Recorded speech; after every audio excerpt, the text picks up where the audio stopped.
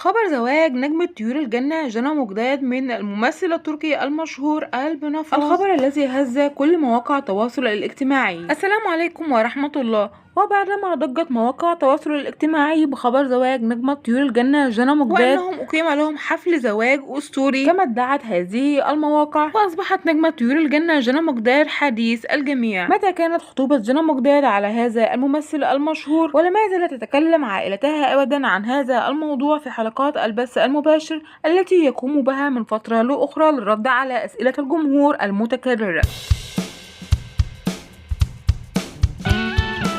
وقبل تأكيد أو نفي هذا الخبر، أود أن أعلمكم متابعينا أن مروة حماد والدة جنى قالت في أحد حلقات البث المباشر التي تقوم بها أن هناك إشاعات كثيرة جدا تخرج من وقت لآخر على عائلة مجداد، وذلك بحكم أنهم مشهورين ولهم جمهور كبير في كل مكان في الوطن العربي وخارج الوطن العربي. أيضا أضافت مروة حماد بأن ما يخرج عليهم من إشاعات تفترض على الجمهور ألا يصدق هذه الإشاعات، وأن المعلومة الصحيحة يتم أخذها من عائلة مجداد بنفسهم. فبالتأكيد إذا ما حدث وتم خطوبة جنى على أحد المشهورين كما ادعى البعض، فسوف يتم إعلان ذلك الخبر الهام جدا من أسرتها. والصورة المنتشرة لجنى مجداد وهي في حفل الزفاف على هذا الممثل التركي الشهير صورة غير حقيقية تم تداولها من بعض رواد مواقع التواصل الاجتماعي. والحقيقة أن جنى مجداد ما زالت صغيرة، فهي من مواليد 18 إبريل عام 2008، أي تبلغ من العمر الآن 15 عام.